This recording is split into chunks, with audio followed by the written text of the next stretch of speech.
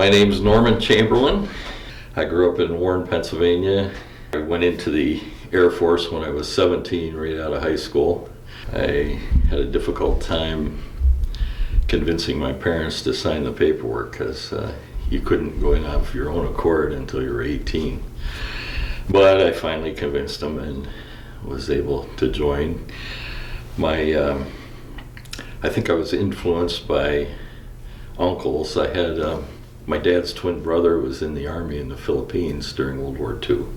My mother's brother, Walter Stahl, he was in the Army, and he was an interpreter for the Japanese language during World War II.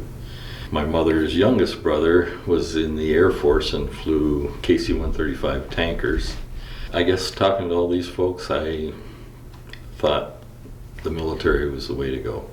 So in June, I enlisted delayed enlistment, took a bus from Warren to Pittsburgh, and was processed in there, and flew from Pittsburgh to Atlanta, and Atlanta to San Antonio, Texas, where Lackland Air Force Base is for basic training. They have a test called the ASVAB test, and scored pretty high on it, so they put me in charge of 4 other guys when we were leaving Pittsburgh. I had no experience flying. I had never flown in my life, but talking to the other guys, some of them knew what to do, and I held the paperwork, and we went. And for the most part, growing up through high school, I was kind of a quiet, shy guy, introverted sort of, and my experience in the military has kind of opened me up. I've been able to easily talk to people whenever I go anywhere, but at that time I was quiet. Basic training, they nicknamed me the professor after the professor on Gilligan's Island, because I don't know, I had we call them BC glasses. They had dark frames, birth control glasses. You'd never get a date when you're wearing them. I was quiet, and so they assumed that I was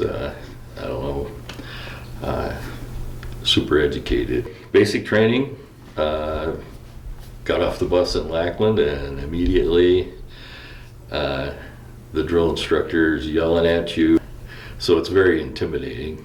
Got back to the barracks, got in, went to bed, and this was probably 1 in the morning.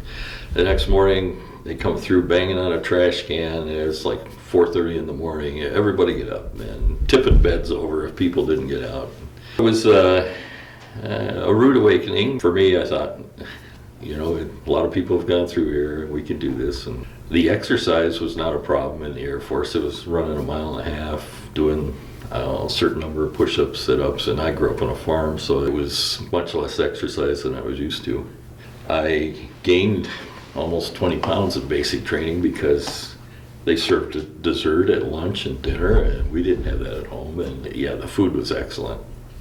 I know the other branches can't say that, but the Air Force, they fed you well. I graduated basic training. I had a guaranteed field in electronics. They didn't know where to send me. They had me take a test and said that I would be a good fit in linguistics, and at the time they were teaching Russian and Chinese. I had no desire for that. If it had been German, I might have done it, because I had a couple classes, a couple years of German in high school. So I was in casual status. Finally they decided I could have one of my choices in electronics, which was precision measuring equipment laboratory. It includes meters, oscilloscopes, signal generators, airspeed indicators, altimeters, micrometers, all kinds of, anything that needs calibrated pretty much we did in a laboratory. So I flew to Denver, and I turned 18 once I got to Denver. Our tech school was 8 months long. Went through tech school, did really well, and during that time made friends, ran into people from Warren. There was a guy there, Lyle DeVore. I ran into him. He was from Warren. I think he graduated a year before I did. Several guys said, hey, there's a place you can go skydiving in Littleton, Colorado. So we all got together, and I think it cost $50 or something to You go one day and sit in a class for a couple hours. The next day, you go and suit up and go up in a small plane. You're tethered to the plane to pull your ripcord. You don't have anybody that you're attached to like now. If you go, you have to go tandem.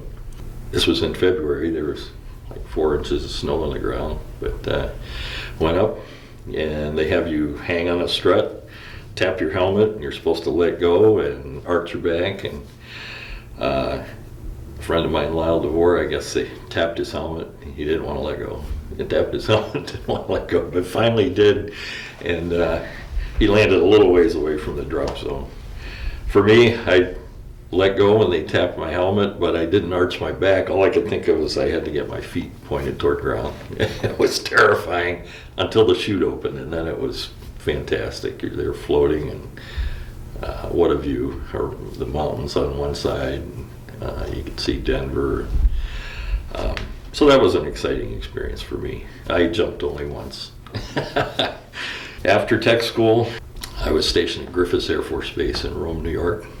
The lab there, probably 2/3 of it was civilians. It was a big lab. There was probably 50 people in there, 45 to 50.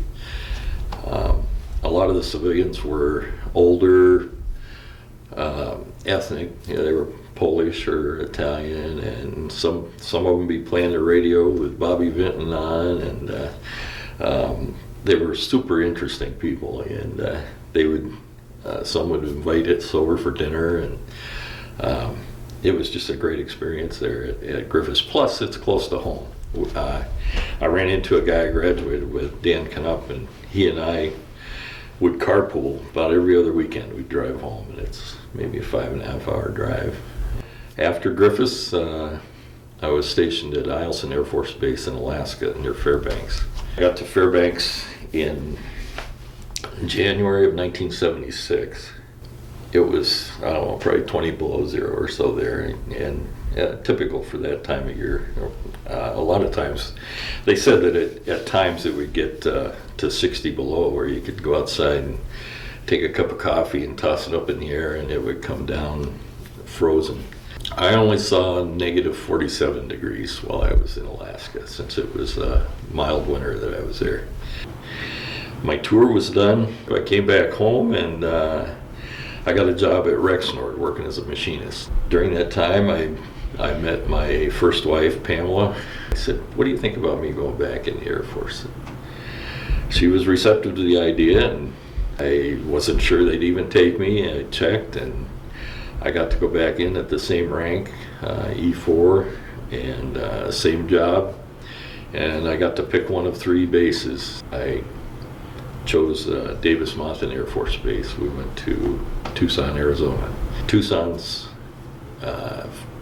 pretty much foremost in my memory because my daughter was born there, Amy Jo, and so that's a fond memory. I was there 2 years, and then I was selected for instructor duty and went to Denver, Colorado, Lowry Air Force Base again. I was there 4 years. I made rank faster because I was there. I had time to, you had to test for rank in the Air Force, and gave me time to study, and I left there as a tech sergeant, E6, and went back to Griffiths Air Force Base. We were there 3 years, and we left there, went to Ramstein, Germany. I was in Germany for 3 years with my family, and we had a wonderful time there. The country is beautiful. We got to see Switzerland, Austria, Luxembourg, Belgium, France, Paris twice. We went to England twice. While I was in Germany, the wall came down, Berlin Wall. So that was memorable. Also, the first Gulf War started while I was there. I submitted paperwork to volunteer to go to the Persian Gulf, but they denied it. They said that if there were mass casualties, they wanted people from Germany. There was fairly close. They wanted to be able to draw on on personnel from Germany, so I didn't go to the Gulf War. So we left Germany and I volunteered for 5-year tours in northern tier bases. They're kind of considered undesirable because it's cold weather and they're in remote areas, and I thought if I could get 5 years somewhere, I could avoid probably a remote tour in Korea where my family couldn't be with me. And so I volunteered for those, and I got one of them, Loring Air Force Base in Caribou, Maine. And so I was stationed there, and I thought, okay, we're all set. Well, Loring was on the list of bases to close, so I only got 4 years there, and the base was closing, and they offered early retirement. And either early retirement or you had to extend 3 years and go to another base. And I thought, well, this sounds like a good opportunity, so I took early retirement. I retired after 19 years. I came back home. I worked a couple of short jobs, and then finally was hired at Trucklight in Faulkner. Worked there 11 years in the laboratory, R&D lab. They needed somebody to drive a truck to measure vibration of their mirrors. So I said, sure, I'll get a CDL. I got a CDL, and I liked it so much I went to Toledo Oil Company, and I was there almost 12 years before I finally retired. Retired the second time, once from the Air Force and once as a civilian. I'm proud of my service. Now I volunteer and drive for the DAV, take vets to their appointments, maybe one trip a week, and that's really rewarding too. You hear a lot of stories from those folks that are pretty unbelievable.